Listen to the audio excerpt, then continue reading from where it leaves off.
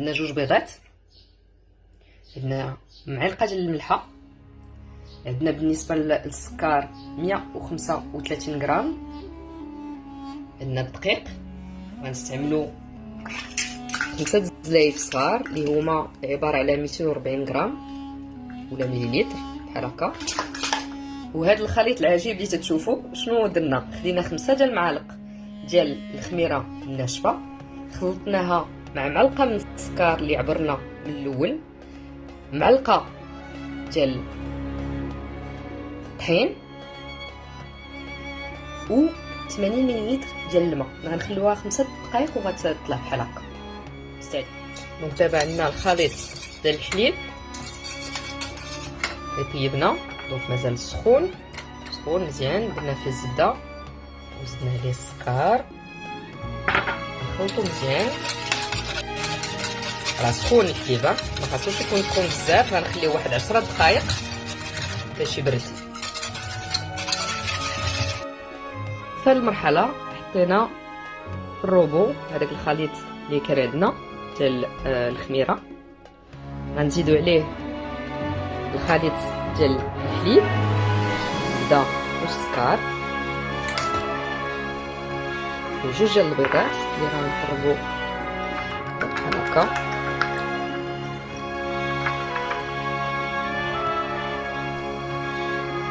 وغنساليو 5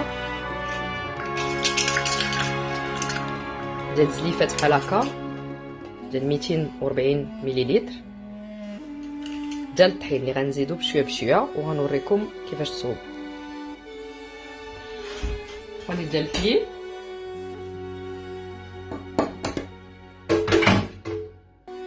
جوج بيضات مخلوطين،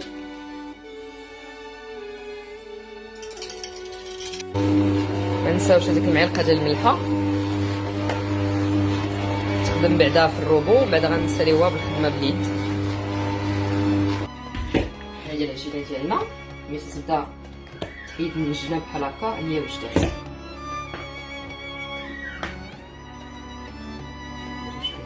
طحين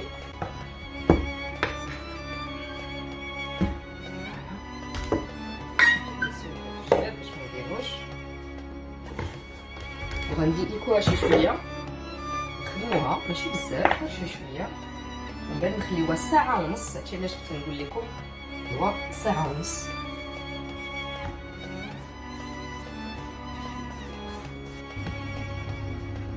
هذا 3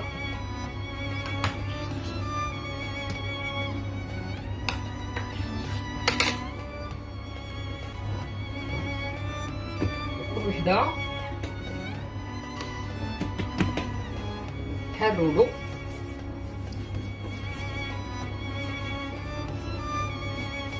غنصوبو 2 ديال لي برياش، هاد الرولو واحد غنقسموه على 2 باش يجيونا 2 ديال لي برياش مدفورين، غير باش نعرفو القياس.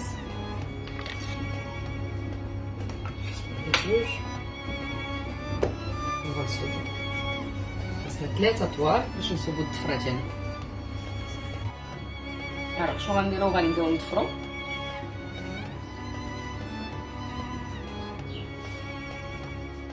دونك ملي سالينا الضفره درناها بحال هكا مدوره في الطاوه، وغنخليوها عاوتاني تطلع واحد 30 دقيقه. من بعد غنساليو نديرو بيضه نطربوها نديروها بالبانسو. بعد ما درنا ليها البيضه واللوز مهرمش وشويه ديال السكر،